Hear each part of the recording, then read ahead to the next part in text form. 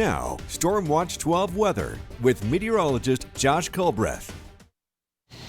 Well, it's a very gray start to the day across, the Rogue Valley.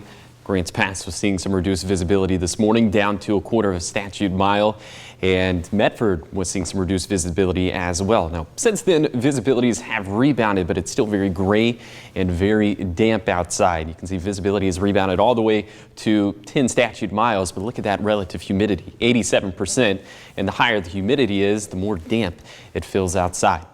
It's rather chilly this midday with 40s inland, and we are at 54 degrees there along the coast in Brookings. So let me show you what happens a little bit later in the day with Stormcast.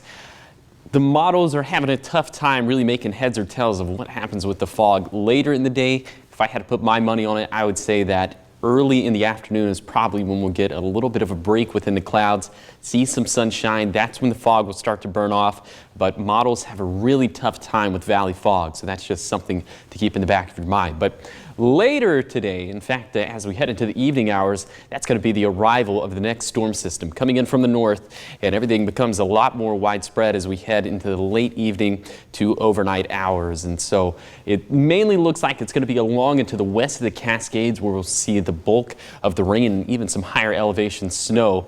And as we head into the early portions of Wednesday, pretty close to lunchtime, maybe just a few showers are left over, but I think most of us will probably be dry, and certainly very dry as we head into the afternoon and then into the evening. So like I mentioned, along and west of the Cascades, that's where we'll see the bulk of the rain, and so that's where we'll reap the most of the benefits, anywhere between a half an inch to an inch of rain up in the Cascades. The coast and coastal mountains will be the runner-up, anywhere between a tenth to a 0.20 of an inch of rain, and then you can see in the west side valleys that would be the second runner-up, and it's to the east of the Cascades and to the south of the Siskiyous, where I don't think the storm system is going to do a whole lot in the way of accumulating rainfall. Now let's talk about snowfall. We're going to have snow levels to around 4,500 feet as we head into the overnight hours, and then for the bulk of the day on Wednesday. So places like Lakeview on Interstate 5 at Siskiyou Summit, on California 89 for Snowman Summit, that's where we could see a changeover from rain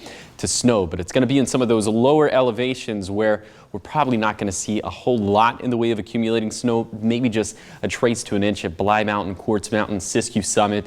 The real impactful snow accumulations are going to be up in central and northern Klamath counties in some of those higher elevations. So places like Crater Lake, Diamond Lake, Chemolt will at the very least get a couple inches of snow, if not more. So those cascade passes, overnight into, again, the beginning portions of Wednesday. They're going to be a little bit slushy to snowy, especially up towards Diamond Lake Junction, where we can have anywhere between 4 to 6 inches of snow. So for today, I think the bulk of the rain is going to hold off. It'll be mostly cloudy, especially within our west side valleys of southern Oregon. Very cool. Temperatures way below average for this time of year. Then overnight, that's when the rain and even some of the higher elevation snow starts to become a lot more widespread. Here's a very festive graphic for you. Your raking forecast. It's going to be very damp out there. You'll probably have to dodge a few showers for Wednesday. And then it looks like Thursday is going to be the day to get outside and do anything, because it looks like we have more rain that's going to come around for Friday. And those rain chances only go up from there.